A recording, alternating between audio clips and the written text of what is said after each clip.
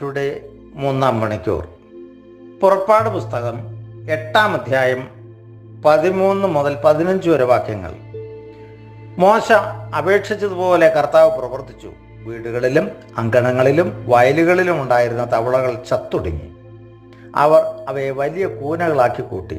നാട്ടിൽ ദുർഗന്ധം വ്യാപിച്ചു. സ്വൈര്യം ലഭിച്ചെന്ന് കണ്ടപ്പോൾ കർത്താവ് പറഞ്ഞതുപോലെ ഫറവോയുടെ ഹൃദയം കഠിനമായി. അവൻ അവരുടെ വാക്ക് ശ്രദ്ധിച്ചില്ല. പ്രിയമുള്ളവരെ, ഫറവോയുടെ ഹൃദയം കഠിനമായി മാറുകയാണ്. പ്രതിസന്ധിയിൽ നിന്ന് മാറിക്കഴിയുമ്പം കഠിന ഹൃദയരായി മാറുന്ന സ്വഭാവം നമ്മളിലും പലപ്പോഴുമുണ്ട്.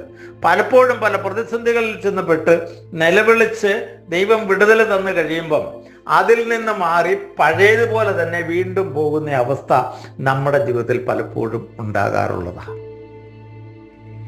ഹൃദയം കഠിനമാകുന്നത് പലപ്പോഴും പാപബോധം നഷ്ടപ്പെടുമ്പോഴാണ്.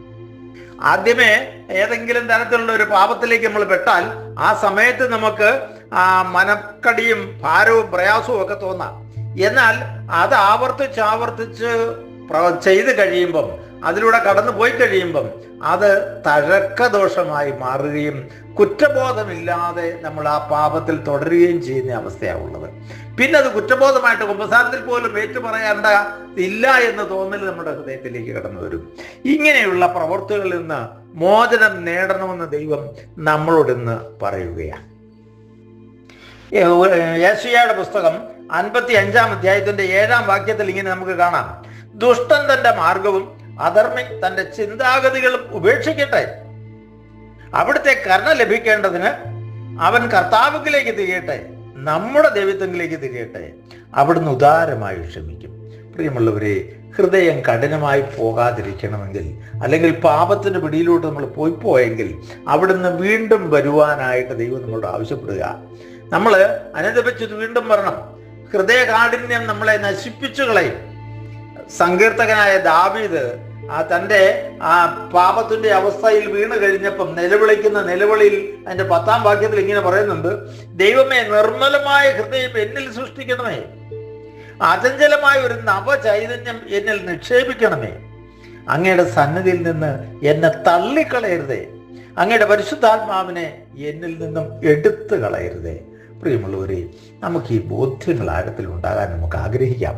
നമുക്ക് നമ്മുടെ ജീവിതത്തിൽ ഈ തിന്മയിൽ നിന്നുള്ള മോചനം, നിഷ്കളങ്കമായ ഹൃദയത്തോടെ ദൈവസന്നിധിയിലേക്ക് അടുക്കാൻ ഫറവോയെ പോലെ അനർത്ഥം ചോദിച്ചു വാങ്ങുന്നവര് സ്വന്തമാക്കുന്നവരായി തീരാതിരിക്കാൻ നമുക്ക് ശ്രമിക്കാം. യോഹന്നാന്റെ സുവിശേഷം 6-ാം അധ്യായം 63-ാം വാക്യത്തിൽ ഇങ്ങനെ പറയുന്നുണ്ട്: ആത്മാവാണ് ജീവൻ നൽകുന്നത്, ശരീരം ഒന്നിനും ഉപകരിക്കുന്നില്ല. പ്രിയമുള്ളവരെ, ഈ ആത്മാവ് നമ്മുടെ ശരീരത്തിലാണ് കുടികൊള്ളുന്നത്. എന്നാൽ ഈ ശരീരം എപ്പോഴും പാപത്തിലേക്ക് ചാഞ്ഞു പോകുന്നതാണ്. ആ ജഡത്തിന്റെ മോഹങ്ങളെ തൃപ്തിപ്പെടുത്തി പോയാൽ ആത്മാവ് നഷ്ടമാകും.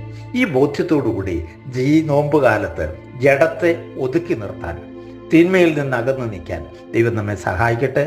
പിതാവിൻ്റെയും പുത്രൻ്റെയും പരിശുദ്ധാത്മാവിൻ്റെയും നാമത്തിൽ ആമേൻ.